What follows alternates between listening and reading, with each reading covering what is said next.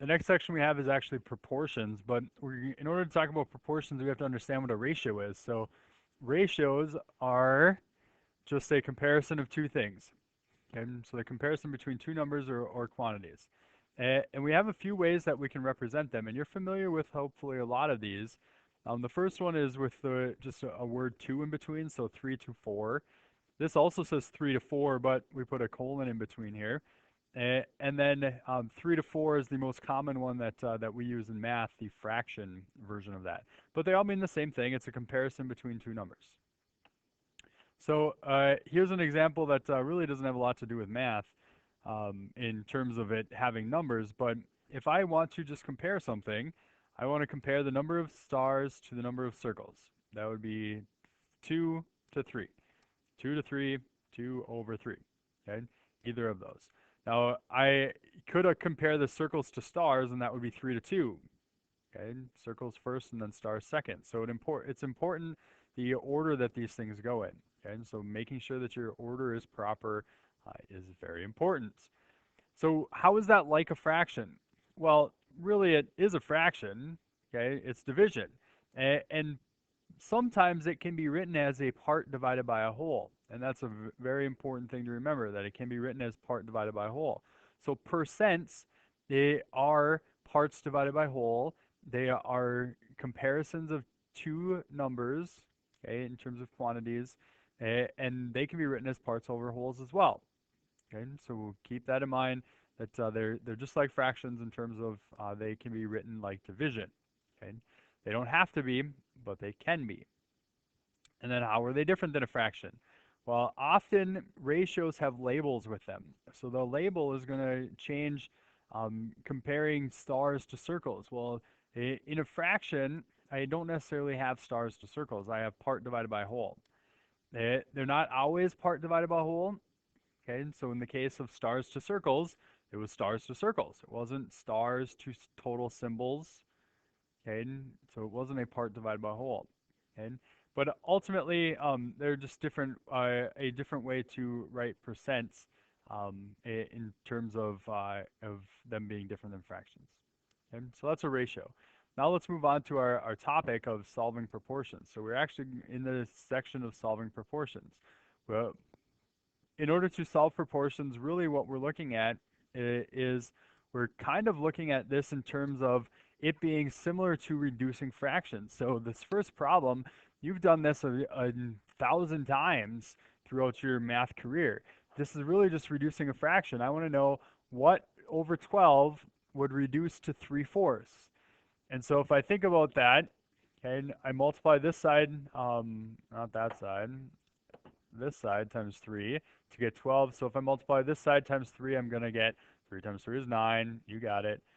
X is equal to 9. Okay? So then I end up with that as my solution. X is equal to 9. Now, if you want a different way so that you can use it consistently throughout all of these, when we solve these proportions, we're going to be cross multiplying. Okay? So I cross multiply. I do 3 times 12 and 4 times x. 3 times 12 is 36. 4 times x is 4x. Solve that equation by dividing by 4, and I get that same answer of x is equal to 9. Okay? So it works the same way. You can either use the logic way, or you can go through and you can multiply by cross multiplying. Notice that this is not multiplying fractions. Okay? We're not multiplying fractions. We're finding what is equal, what does the x equal in a proportion. Okay, we want to find out how those ratios are equal to each other. So the same thing happens here in the second one. I could go and say, well, this is 4 times 2 gives me 8. And so then I want to know what times 2, or this top part times 2 would give me x. And I could go through and solve that. Now, that's going to get us a little bit more complicated than what we're going to do here in terms of unfamiliarity. Okay, you're going to be more familiar with cross multiplying, so I want to multiply 8 times this, x plus 3, and then 4 times x is 4 times x, 4x. This is distributive property here, so I've got 8x plus 24 equals 4x. Because I don't have any numbers on the right-hand side, I'm going to subtract 8x from both sides. So I'm going to subtract 8x. So I get 24 is equal to negative 4x. Divide by negative 4, and x is equal to -6. Okay, so I end up with x is equal to -6, which is perfectly fine. I could plug a -6 back in for the x, and it would come out to be two equal ratios, which we call a proportion. So now on the last one here, I've got the same situation. So 9 times x minus 2 and 3 times x plus 2. I want to know when do those two things equal to each other. So I get 9 times x is 9x minus 18. 3 times x, 3 times 2 is 3x plus 6. X's, I like to have them on the left or subtract the smallest one. So this works out nicely. Nice friendly equation now. And I get 6x equals 24 divided by 6. Divide by 6, divide by 6, and I get x is equal to 4. Okay, so my final answer, x is equal to 4 for that one. Okay, cross multiplying. This is not fraction multiplication. We are cross multiplying. So now we're going to look at example 4 here. We want to find the side AC. So this is the side that we want to find. So I'm going to create, it says to create proportions or solve by using proportions. And so I'm going to go from one triangle to the next. So I'm going to start with triangle, the small one, and go to the big one. Well, I want to compare that to the long side of the big one. So I've got my x side over here over 15. Those two compare to each other. And then the bottom of this small triangle is 4. So I have to make sure that this was small on top and I had big triangle. So small triangle and big triangle. Okay, the small triangle goes on the top, so that's 4 for that bottom. And then the big triangle is on the bottom, that's a 9. Okay, so I end up with this as my proportion, and I solve it the same way. 9 times x is equal to 4 times 15. This is 9x. 4 times 15 is 60 divided by 9. X is equal to 60 divided by 9. Now I want to reduce that fraction. I can divide both of those by 3. Whoops, so that's 20 over 3, and that's perfectly fine for my problem, for my answer. Okay, we can end up with goofy answers as long as they're not ridiculous fractions. Number 5, I want to solve for the height of the flagpole.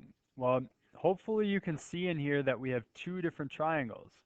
We've got this triangle that goes like this with the person, and we've got this triangle out here that goes like this with the flagpole. Okay, so I'm going to do compare the sides of the person compared to the flagpole. Okay, compare the person to the flagpole as my proportion when I solve this one. So on the person's triangle, I've got this bottom is equal to 12, and I've got the side over to the right-hand side is equal to 6. In the flagpole triangle, I've got the bottom is equal to 30. So notice that I put the bottom of the triangle on the bottom, and then I put the side of the triangle on top of this. The side of the big triangle or the flagpole triangle is h. Well, now I've got a proportion set up. Okay, so I can do 6 times 30 is equal to 12 times h. 6 times 30, 6 times 3 is 18, so 180 divided by 12h, divided by 12 on both sides, and I get h is equal to 15. Okay? And so my h on this triangle, the height of my flagpole is 15. And it doesn't have any labels in it, but it probably should, because these are really have to be feet for people here. So looking on your sheet says feet, so that's good. This height of the flagpole is going to be 15 feet. All right, go through, solve the proportions throughout the rest of this worksheet, and make sure you're asking questions when you have them.